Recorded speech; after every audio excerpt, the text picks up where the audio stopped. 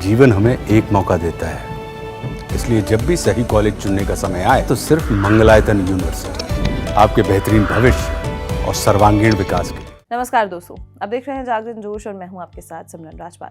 हाल ही में Iran Israel confrontation के बीच Iranian news agency IRINN ने रिपोर्ट्स पब्लिश की हैं कि जिसमें सीनियर हार्डलाइन पॉलिटिशियन इस्माइल कोसनी के हवाले से कहा गया है कि ईरान स्ट्रेट ऑफ हॉर्मज को बंद करने पर विचार कर रहा है।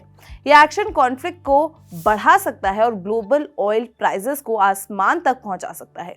तो स्ट्रेट ऑफ हॉर्मज बंद करना एक ग्लोबल कंसर्न क्यों है, यह है क्या? चलिए इसकी जियोग्राफिकल और इकोनॉमिक इंपॉर्टेंस पर एक नजर डालते हैं।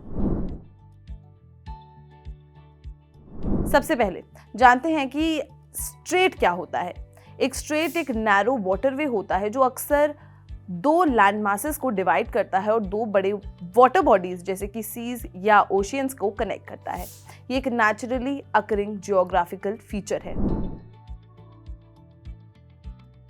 स्ट्रेट ऑफ हॉर्मज ओमन और ईरान को अलग करता है और पर्शियन गल्फ, गल्फ ऑफ ओमन और अरेबियन सी को कनेक्ट करता है। अपने हाई ऑयल फ्लो के कारण स्ट्रेट ऑफ हॉर्मज को दुनिया का सबसे सिग्निफिकेंट ऑयल चोक पॉइंट माना जाता है। ये स्ट्रेट पर्शियन गल्फ को गल्फ ऑफ ओमन और इंडियन ओशियन में अरेबियन सी से जोड़ता है। एक तरफ ईरान और दूसरी तरफ ओमन और यूनाइटेड अरब एमिरेट्स को अलग करता है।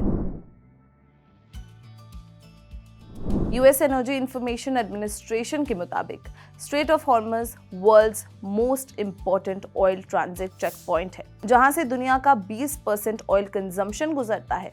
ये अपने सबसे नैरो पॉइंट पर 33 किलोमीटर यानी 21 माइल्स वाइड है, लेकिन वाटरवे के शिपिंग लेन्स और भी ज्यादा कंस्ट्रिक्टेड है, जिससे ये अटैक्स और क्लोजर थ्रेट्स के लिए वल्नरेबल हो जाता है।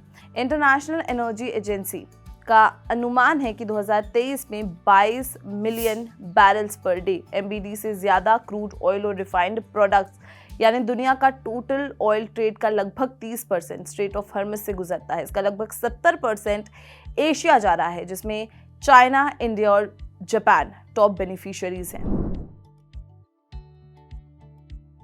अगर स्ट्रेट ऑफ हॉर्मज बंद हो जाता है तो क्या होगा? हालांकि अल्टरनेट पाइपलाइन इंफ्रास्ट्रक्चर मौजूद है, लेकिन वो ज्यादा एक्सटेंसिव नहीं है। IEA के मुताबिक सिर्फ 4.2 million barrels per day crude oil को ओवरलैंड रूट से डाइवर्ट किया जा सकता है, जैसे Abu Dhabi crude oil pipeline to Fujairah UAE और सऊदी अरेबिया का east west pipeline to red sea. ये कैपेसिटी स्ट्रेट से गुजरने वाले नॉर्मल डेली वॉल्यूम का एक छोटा सा हिस्सा है। पूरी तरीके से क्लोजर होने की संभावना अभी भी कम है, लेकिन इकोनॉमिस्ट मानते हैं कि इसका खतरा ही एनर्जी मार्केट्स में वोलेटिलिटी पैदा करने के लिए काफी है। ईरान और इजराइल के बीच बढ़ते टेंशन के बीच पिछले हफ्ते क्रूड ऑयल प्राइसेस 13% बढ़ गए थे। हालांकि प्राइसेस थोड़े कम हुए हैं जब रिपोर्ट्स ने कंफर्म किया कि इजरायली स्ट्राइक्स ने ईरानियन एनर्जी इंफ्रास्ट्रक्चर को अफेक्ट नहीं किया है। फिर भी फर्दर एस्केलेशन की संभावना अभी भी हाई है। तो ये थी स्ट्रेट ऑफ हॉर्मज की इंपॉर्टेंस और उसके बंद होने के पॉसिबल इम्पैक्ट्स।